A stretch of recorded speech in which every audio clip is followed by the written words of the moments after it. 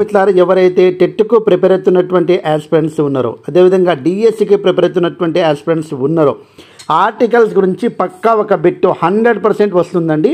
అది ఆర్టికల్స్లో నేను చెప్పేటువంటి కోడ్ గుర్తుపెట్టుకుంటే దాదాపుగా ఒక 60 రూల్స్ దాకా మనకి ఈజీగా ఐడెంటిఫై చేయవచ్చు.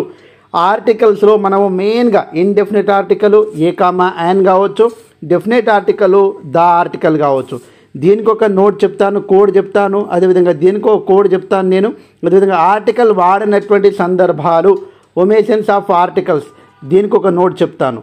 అంటే ఈ 3 నోట్లు గుర్తుపెట్టుకుంటే 100%కు బిట్ వస్తుంది. నేను ఛాలెంజ్ చేస్తున్నా, ఈ 3 కోడ్స్ అనేటువంటిది నీ జీవితంలో తప్పకుండా మార్కు సంపాదించి పెడుతుంది.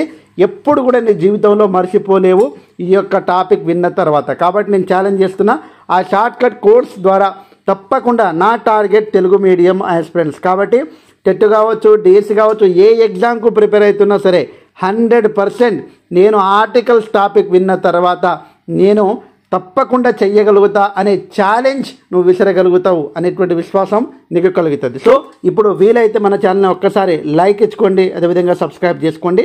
ఒక్కసారి మనం టాపిక్లోకి వెళ్ళిపోయినట్లయితే, so articles divided into how many types? మెయిన్గా 2 టైప్స్ అండి. How many types?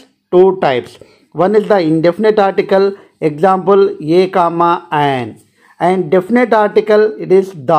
ద అంటే మనము కామన్గా ఆ అనేటువంటి మీనింగ్లో వస్తుంది. కాబట్టి ఈ 2 కూడా చాలా చాలా ఇంపార్టెంట్. ఒక్కసారి నేను చూసినట్లయితే ద అనేటువంటిది మనం ఎక్కడ వాడుతాము, ది అనేటువంటిది ఎక్కడ వాడతాము అనేటువంటిది క్లారిటీ కొంతమంది అడుగుతూ ఉన్నారు. అయితే ఇది ఎగ్జామ్లో రాదు, కాకపోతే మనం తెలుసుకోవాలి. ఏ ఈ ఐ ఓ యు ముందు మనము టీహెచ్ అనేటువంటిది వస్తే దీనికి దీగా పలకవలేను. అంటే వావెల్స్ ముందు టీహెచ్ వస్తే దీగా పలకవలేను. కాన్సోనెంట్స్ ముందు వస్తే తప్పకుండా దీనికి ఏమని పలకాలి? దాగా పలకవలేను. కాబట్టి ఇది స్పోకెన్ ఇంగ్లీష్లో బాగా అవసరం, మనకు జీవితంలో ఎప్పుడైనా ఎక్కడైనా అవసరం అవుతుంది. కాబట్టి తప్పకుండా తెలుసుకోవడానికి ప్రయత్నం అయితే చేద్దాం. అయితే మొదటగా మనము ఇప్పుడు ఆర్టికల్కి సంబంధించినటువంటి మెయిన్ 1 by 1 టాపిక్ గురించి తెలుసుకోవడానికి ప్రయత్నం అయితే చేద్దాం.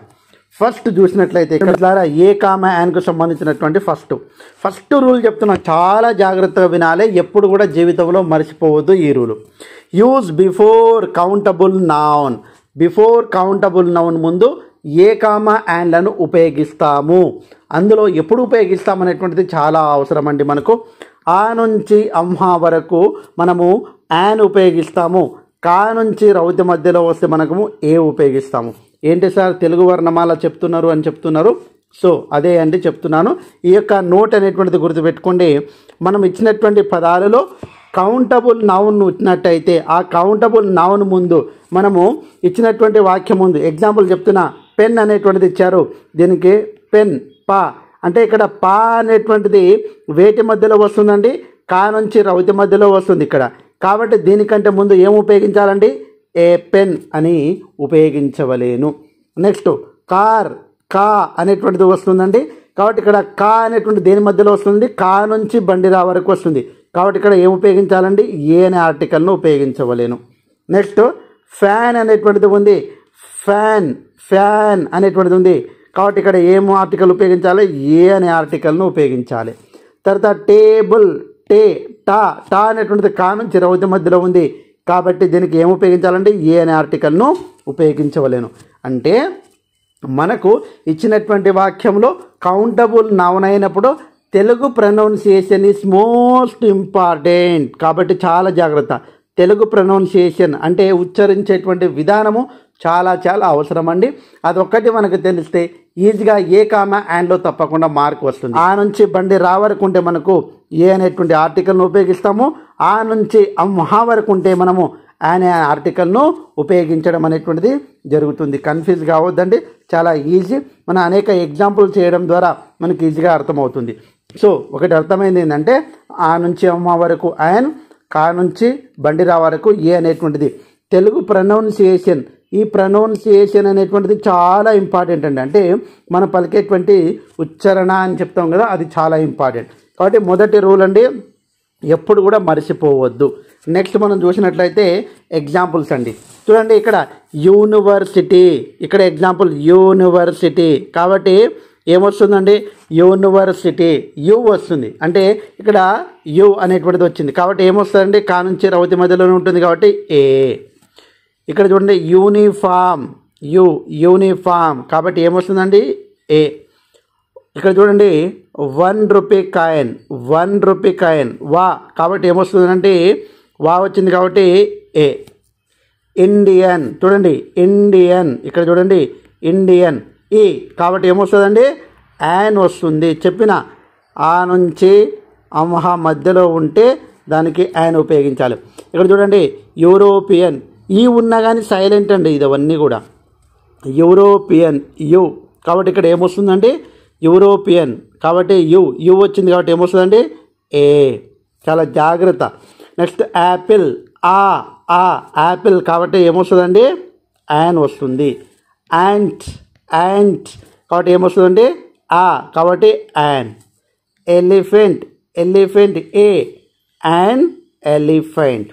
ఇంక్ బాటిల్ ఈ కాబట్టి ఈ వచ్చిందండి కాబట్టి ఏమొస్తుందండి యాన్. డౌట్ లేదనుకుంటా. ఇంతకుముందు మనము కా నుంచి రవతి మధ్యలో వరకు ఉంటే ఏ ఉపయోగిస్తాము, ఆ నుంచి అమ్మ వరకు ఉంటే మనం యాన్ ఉపయోగిస్తామని చెప్పాము. దానికి సంబంధించినటువంటి బెస్ట్ ఎగ్జాంపుల్స్ ఇవన్నీ కూడా.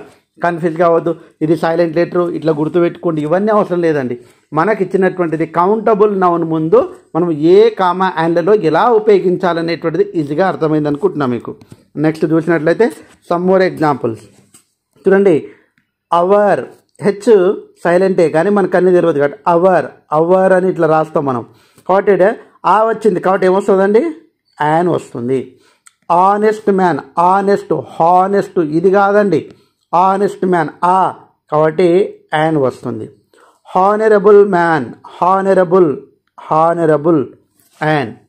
ఎయిర్ కాబట్టి ఏమొస్తుందండి యాన్. ఎయిర్ వారసత్వము వారసత్వరాలు అవన్నీ ఉంటాయి కదా కాబట్టి ఏమవుతుందండి ఇక్కడ యాన్. అంటే ఇప్పుడు మనకు అర్థం కావాల్సింది ఏంటంటే సింపుల్ ఒకే ఒక నోట్ 1లో మనం రాసుకోవాల్సింది ఇప్పుడు ఆ నుంచి అమ్మ వరకు ఉంటే యాన్ ఉపయోగించాలి అనేటువంటిది. కా నుంచి రౌత్ మధ్యలో ఉంటే మనకు ఏ ఉపయోగించాలి. ఈ 2 సూత్రాలు గుర్తుపెట్టుకోవడానికి ప్రయత్నం అయితే చేయండి.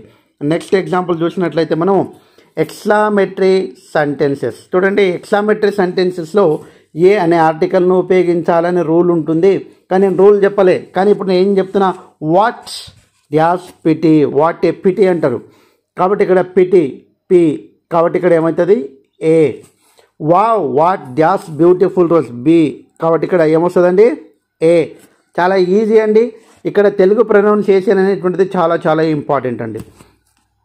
హౌ ఫైన్ డ్యాష్ డే కాబట్టి ఇక్కడ 3వ దానికి ఏం ఆర్టికల్ వస్తుందో కామెంట్ రూపంలో తెలియజేయండి. 3rd వన్ అని కామెంట్ రూపంలో 100% తెలియజేయాలండి. 4th one what dash how full కాబట్టి ఇక్కడ ఏమొస్తుందండి 3rd వన్ కామెంట్ రూపంలో తెలియజేయండి. కాబట్టి ఏ కామా యాన్లకు సంబంధించినటువంటి చాలా ఈజీ అండి.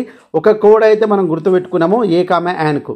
తర్వాత దానికి సంబంధించినటువంటి ఒక doctor OH Suman TLP IC BBG అనేటువంటి ఒక కోడ్. ఆర్టికల్స్ ఉపయోగించని సందర్భాలకు కూడా ఒక కోడ్ రాశాను డిఎల్పిఎంజీ అనేటువంటిది. కాబట్టి అవన్నీ కూడా తెలుసుకోవడానికి ప్రయత్నం అయితే చేద్దాం. నెక్స్ట్ ఇది చాలా చాలా ఇంపార్టెంట్ అండి. ఎగ్జాంపుల్స్.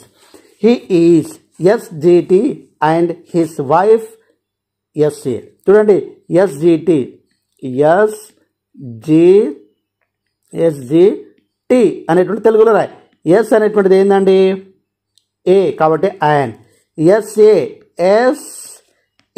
కాబట్టి ఏమవుతుందండి యాన్ అవుతుంది. నాకు తెలిసి అయితే మీకు సింపుల్గా గుర్తుంటుందని నేను అనుకుంటున్నాను. మనం ఏదైతే ఛాలెంజ్ చేశామో నోట్ గుర్తుపెట్టుకోండి, తప్పకుండా మనకు బిట్ అనేటువంటిది వస్తుంది. హీ ఈస్ డాష్ చూడండి ఆర్ అండ్ బి ఫస్ట్ మొదటి అక్షరమే అవసరం మనకు కాబట్టి ఆన్సర్ ఏమవుతుందండి ఆర్ కాబట్టి ఏమవుతుందండి యాన్ అవుతుంది. 3rd వన్ చూసినట్లయితే షీ ఈస్ డాష్ అమెరికన్ కాబట్టి ఏమవుతుందండి యాన్. ఇంకా మీకు క్లారిటీ రాలేదనుకుంటే దీనికంటే ఎక్కువగా చెప్పడానికి అవకాశం లేదండి. మరొకసారి వినడానికి ప్రయత్నం అయితే చేయండి. 4th వన్ ఆన్సర్ ఏమవుతుందో డాష్ ఎంఎల్ఏ ఎంఎల్ఏ తర్వాత ఎన్సిసి. ఈ రెండింటికి ఆన్సర్ ఏమొస్తుందో కామెంట్ రూపంలో తెలియజేయండి. సో ఈ రకంగా మొదట మీకు ఏం చెప్పాను నేను, డెఫినెట్ ఆర్టికల్కు ఒక నోట్ చెప్తానని చెప్పాను. కాబట్టి ఆ నోట్ అనేటువంటిది మీకు అర్థమైంది అనుకుంటున్నాను నేను.